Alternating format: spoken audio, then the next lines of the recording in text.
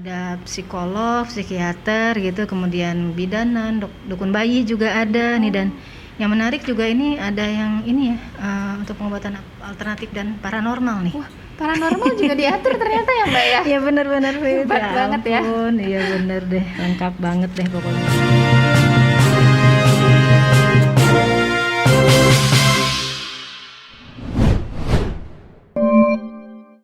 Assalamualaikum warahmatullahi wabarakatuh. Waalaikumsalam warahmatullahi wabarakatuh. Salam sejahtera untuk kita semua. Hai kawan pajak, dimanapun berada, saya Lala. Dan saya Fitria. Perkenalkan, kami adalah fungsional penyuluh Kanwil DJP Jawa Barat 3. Apa kabar nih Mbak Lala? Sehat-sehat nggak nih? Kan sekarang COVID-nya kembali merebak nih Mbak ya, dan korban jiwanya pun saat ini tuh makin meningkat. Iya, bener banget itu Fit. Berasa nggak sih kita tuh kayaknya balik lagi ya ke masa awal-awal pandemik gitu. Kayak Maret 2020 kemarin gitu, ada PSBB lagi, kemudian ada lockdown di beberapa daerah ya, karena peningkatan korban yang begitu signifikan gitu. Iya, yang penting kita sekarang jaga diri, jaga keluarga kita, jaga imun sehingga kita jadi aman. Jangan lupa ya Mbak ya, prokesnya jangan lupa dilaksanakan nih kawan pajak. Iya, bener banget itu. Ini nggak sih Fit, kemarin-kemarin itu kan beberapa waktu lalu ya, kita tuh ada viral tentang rancangan undang-undang KUP sih sebenarnya ini ya, tapi orang-orang kadang bilangnya rancangan undang-undang PPN ya. Sebenarnya itu adalah RUU KUP yang membahas tentang perluasan objek PPN gitu. Iya bener banget tuh Mbak Lala ya, banyak yang hubungin aku juga menanyakan, ih bener nggak sih sembako ini akan dikenakan PPN? Iya bener. Mbak Lala gimana Mbak Lala? Nah abangku juga nelfon ya, abangku yang punya usaha sembako itu nelfon cerita panjang lebar gitu, yang intinya tuh nggak setuju banget deh dengan adanya RUU sembako dan jasa pendidikan ini gitu loh. Bahkan ada yang dari awal tuh sudah tegas menolak ya Mbak ya, katanya pemerintah tidak berpihak pada rakyat kecil karena ya itu tadi PPN sembakonya dikenakan PPN. Iya. Nah padahal kan pemerintah tuh udah dari Maret ya, kalau nggak salah ya, Maret 2020 tuh udah banyak banget kayaknya ngasih insentif pajak ini. Oh iya ya Mbak ya. Mbak bisa jelasin nggak sih Mbak, insentif apa saja sih yang udah diberikan pemerintah dalam mengatasi pandemi COVID-19 ini di bidang perpajakan? Iya, nah sejak Maret 2020 ya Fit ya, itu kan keluar PMK yang pertama kali tuh. Iya betul Mbak. PMK itu Peraturan Menteri Keuangan ya, Sobat Pajak ya. Nah PMK yang pertama adalah PMK 23 tahun 2020, dan disusul lagi dengan PMK 44 nih Fit, kemudian PMK 86, dan yang terakhir di tahun 2020 itu adalah PMK 110. Jadi insentifnya itu diperluas lagi dengan beberapa PMK yang tadi keluar. Dan yang terakhir untuk tahun 2021 ini ya Fit ya. Jadi ada PMK 9 tahun 2021. Itu juga pemberian insentif di masa COVID-19 ini yang berupa PPh 21 ditanggung pemerintah, kemudian insentif untuk UMKM ya, itu sangat membantu untuk masyarakat yang sebagian besar usahanya itu adalah usaha mikro, kecil dan menengah. Kemudian juga ada insentif PPh final atas jasa konstruksi, kemudian ada PPh pasal 2 impor, pasal 2 impor, lalu juga ada insentif untuk PPN. Banyak banget ya Mbak ya, ternyata insentif yang sudah diberikan pemerintah ini untuk mengatasi pandemi COVID ini dan untuk pemulihan ekonomi nasional ya Mbak. Nah balik lagi nih Mbak ke rancangan undang-undang KUP tadi. Kita infokan dulu kali ya ke kawan pajak, ini tuh rancangan undang-undang KUP yang kelima ya Mbak, kalau nggak salah ya Mbak ya. Sebenarnya apa saja sih Mbak yang diajukan di rancangan undang-undang KUP ini yang kelima ini? Nah itu dia. Jadi sebelum kita bahas tentang rancangan undang-undang ini, kita perlu sounding dulu nih Fit ke kawan pajak ya, bahwa Yang sedang kita bahas ini adalah masih berupa RUU ya, rancangan undang-undang. Jadi di sini tidak ada perdebatan, juga tidak ada penolakan gitu ya, Jadi Pit perlu ya. digarisbawahi ya Mbak, rancangan gitu ya, baru rancangan. Iya, betul. Dan rancangan undang-undang perubahan kelima ya, undang-undang KUP ini adalah perluasan objek PPN untuk sembako, jasa pendidikan, dan yang jarang dibahas ini adalah jasa kesehatan. Oh iya. Iya, jadi jika kita ya, Mbak. membicarakan nih ya, jika kita membicarakan tentang kenapa sih undang-undang itu berubah, kenapa sih harus ada perubahan, pastinya juga kita akan membicarakan tentang kondisi aturan dan aturan-aturan yang ada pada saat ini. Dan juga tentunya usulan pada rancangan undang-undangnya gitu, Fit. Wah, mulai serius nih Mbak nih. Iya nih, lumayan panjang nih ya, tapi memang harus kita sounding ke kawan pajak semua, masyarakat seluruh Indonesia, bahwa dengan adanya pengaturan sistem pengenaan tarif PPN ini, yaitu untuk mengurangi fasilitas PPN ya, Pit ya. Oh gitu. Oh enggak, gini dulu deh.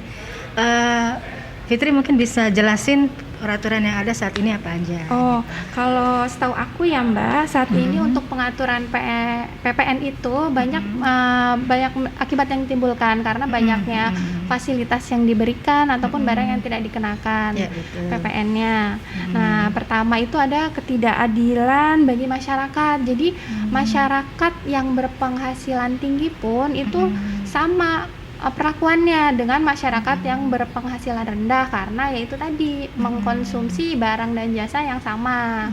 Lalu kedua itu ada distorsi ekonomi ya Mbak, jadi produk dalam negeri ini jadi tidak bersaing dengan produk impor. Lalu keempat itu pemungutan pajak itu menjadi belum efektif ya, karena aktivitas ekonominya tidak terdata. Nah, yang terakhir nih Mbak, yang paling penting itu belum optimalnya penerimaan pajak, karena itu Mbak Lala. Nah iya itu, dan usulan pengaturan kembali tarif PPN ini adalah untuk mengurangi pengecualian dan fasilitas PPN tadi ya, Fit ya. Gitu dan tujuannya adalah untuk meningkatkan keadilan, yaitu dengan membebankan pajak yang sesuai dengan kemampuan masyarakat tentunya ya. Lalu juga tujuannya adalah untuk daya saing produk dalam negeri nih loh, Fit, biar bisa bersaing juga di luar gitu ya. Lalu juga untuk meningkatkan efisiensi pemungutan PPN seperti yang tadi Fitri jelaskan, dan juga ini yang penting banget nih untuk mengoptimalkan penerimaan negara.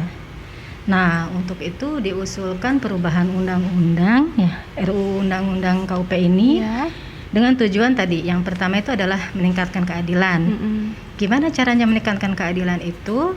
Yang pertama adalah dengan tidak menerapkan PPN untuk sembako yang dijual di pasar tradisional, dan juga untuk jasa pendidikan yang non komersil, dan juga untuk jasa kesehatan yang dibiayai oleh BPJS. Sedangkan untuk sembako premium, kemudian tadi jasa pendidikan komersil, dan juga jasa kesehatan yang bukan sebagai dasar ya, dasar dari kesehatan yang diperlukan, itu dikenakan tarif normal gitu, Fit. Nah, kemudian juga tadi tujuan yang kedua adalah untuk mengurangi distorsi ekonomi yang tadi seperti Fitri bilang itu. Nah, itu adalah dengan mengurangi pengecualian dan pengecualian dan ini PPN ya, dan fasilitas PPN.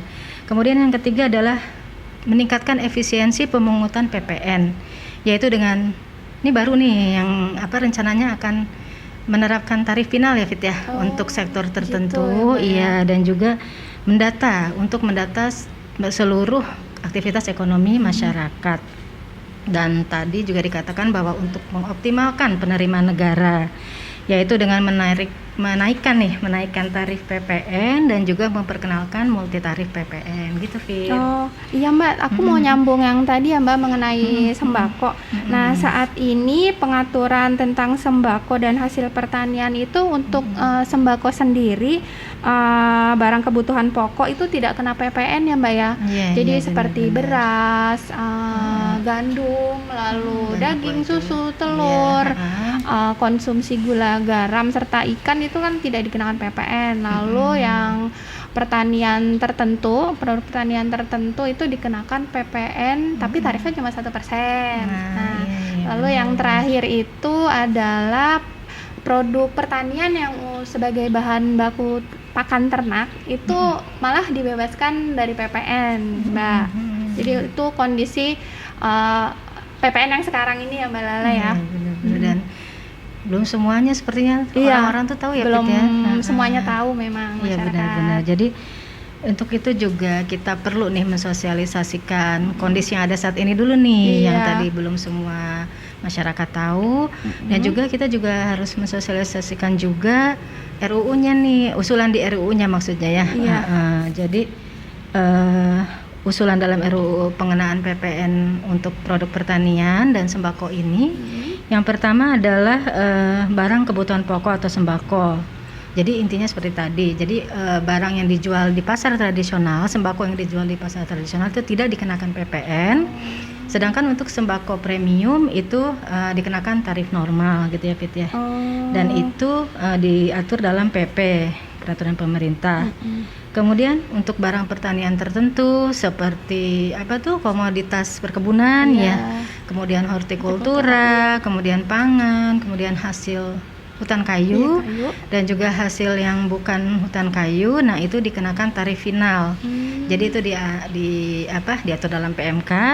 Kemudian juga produk pertanian untuk bahan baku pakan ternak ya, ternak itu kan pakai bahan bakunya dari hasil pertanian juga gitu kan. Nah itu juga akan diberlakukan tarif final.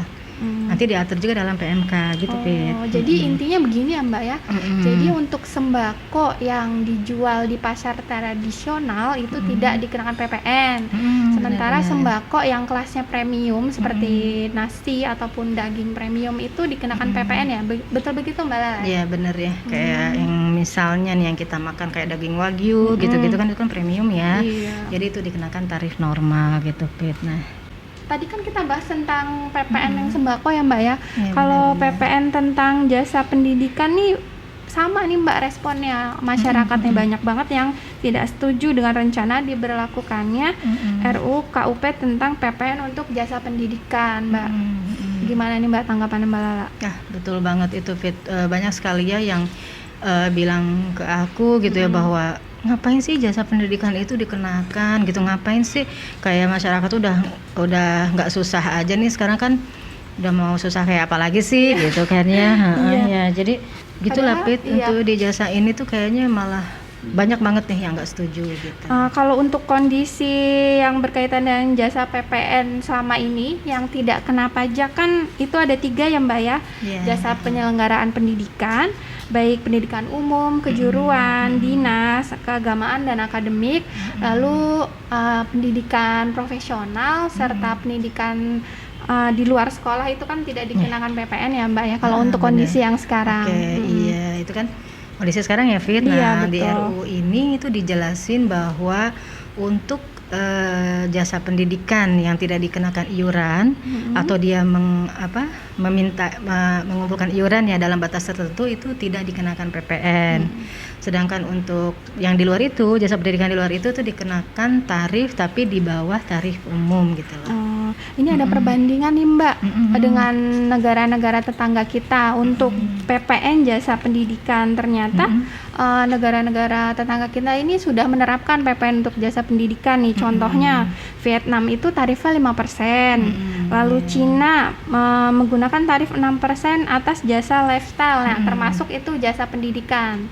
Lalu Singapura dan Thailand pun sudah memberlakukan tarif PPN senilai 7% tuh, Mbak. Lumayan ya, Mbak ya. Betul. Nah, iya, jadi bisa kita simpulkan ya bahwa dalam rancangan undang-undang ini jasa pendidikan yang mengemban misi kemanusiaan itu nggak dikenakan PPN, Fit. Sedangkan jasa pendidikan yang bersifat komersil akan dikenakan PPN. Ada lagi satu lagi ya, Fit, ya, jasa. Oh iya, Mbak, ketinggalan nih ada satu lagi jasa kesehatan mungkin Itu benar-benar. belakangan kurang kurang populer ya Mbak ya. Jadi yang dibahas cuma sembako, pendidikan, ternyata jasa betul, kesehatan juga termasuk salah satu yang diajukan di rancangan undang-undang KUP ini ya Mbak ya. Betul banget, Fit. Jadi sebelum kita bahas RUU terkait perluasan objek PPN di bidang kesehatan ini, Iya. kita perlu tahu dulu nih saat ini tuh jasa apa aja sih yang nggak kena PPN gitu loh. Jadi yang pertama adalah jasa dokter umum, kemudian jasa dokter spesialisasi, dan jasa dokter gigi. Lalu ada juga jasa dokter hewan, kemudian ada juga jasa kesehatan ya, kayak akupuntur dan sebagainya. Ada psikolog, psikiater gitu, kemudian bidanan, dukun bayi juga ada nih. Dan yang menarik juga ini ada yang ini ya, untuk pengobatan alternatif dan paranormal nih. Wah, paranormal juga diatur ternyata ya Mbak ya. Iya benar-benar Hebat banget ya. Iya benar deh, lengkap banget deh pokoknya gitu. Iya. Nah, beberapa negara itu kan juga sudah menerapkan PPN untuk jasa pelayanan ini ya. Ya seperti tadi perbandingan kita itu adalah negara-negara ASEAN ini, seperti Vietnam itu sudah menerapkan 5% untuk jasa kesehatan. Lalu Cina nih. Cina bukan ASEAN sih ya, tapi Asia. Asia, ya betul, Asia. Jadi Cina itu ada tarif berlapis untuk PPN jasa kesehatannya. Jadi 3%, kemudian 5%, lalu 6% dan ada juga 9%. Gitu. Dan untuk Thailand sama Singapura juga mereka menerapkan 7% ya untuk jasa kesehatan gitu, Fit. Jadi dalam usulan rancangan undang-undang KUP ini jasa kesehatan itu disebutkan jasa kesehatan yang dibayar melalui BPJS itu tidak dikenakan PPN untuk melindungi masyarakat yang berpenghasilan rendah. Sedangkan untuk jasa kesehatan yang dibayarkan selain BPJS itu dikenakan tarif PPh final yang tarifnya lebih rendah daripada PPN yang umum ya Mbak, tarif umum ya. Iya betul, Fit. Jadi intinya nih ya Mbak ya, jasa kesehatan untuk kalangan masyarakat berpenghasilan rendah tidak kena PPN. Sedangkan jasa kesehatan untuk kebutuhan dasar kesehatan selain kebutuhan dasar kesehatan itu dikenakan PPN. Contohnya estetik gitu ya Mbak ya. Jadi kalau misalnya mau operasi plastik mungkin nanti dikenakan PPN ya Mbak ya. Iya, sama kalau pasang behel itu ya. Gitu. Itu nggak dikenain. Selanjutnya nih Mbak, tentang usulan pemerintah untuk mengubah tarif PPN yang semula 10% menjadi 12% serta penerapan multi tarif PPN itu gimana ya Mbak ya? Iya, jadi sebelum kita bahas ya Fit ya, kita tuh harus ngelihat tujuannya dulu gitu loh. Ngelihat tujuannya dulu, pengenaan multi tarif dan tarif PPN yang ditingkatkan ini itu tujuannya apa? Yaitu untuk memberikan rasa keadilan ya kepada masyarakat gitu. Jadi perluasan objek PPN yang pada dasarnya mempertimbangkan ability to pay, yaitu kemampuan dari wajib pajak ya atas barang yang dikonsumsi gitu. Jadi DJP pun sekarang fokus gitu loh sama wajib pajak ya, sama masyarakat ekonomi ke bawah gitu loh. Jadi insya Allah ya ini RUU KUP tentang perluasan objek PPN ini itu tidak mencederai ekonomi masyarakat yang menengah ke bawah gitu. Menarik sekali ya Mbak pembahasan kita ini tentang RUU KUP ini yang lagi viral mungkin di tengah masyarakat, tapi pada dasarnya sekarang lagi menunggu atau masih digodok ya Mbak di DPR, betul, menunggu persetujuan wakil-wakil rakyat kita di DPR. Nah semoga saja ya Mbak undang-undang ini nanti kalaupun berlaku ataupun apapun nanti hasil keputusannya ya Mbak ya, bisa memberikan dampak positif bagi masyarakat Indonesia dan dirasakan juga manfaatnya oleh seluruh rakyat Indonesia ya Mbak ya. Iya, semoga ya Fit ya. Amin ya rabbal alamin. Ya, dan masyarakat juga jangan sampai terpengaruh isu-isu yang belum tentu kebenarannya ya Mbak. Betul banget. Jadi kita nunggu aturannya ya, Fit ya di sini. Nunggu dulu. Iya, betul. Ya, demikian kawan pajak pembahasan tentang RUU KUP tentang perluasan objek pajak PPN ini. Ya. Sekian dari kami. Iya. Wassalamualaikum warahmatullahi wabarakatuh.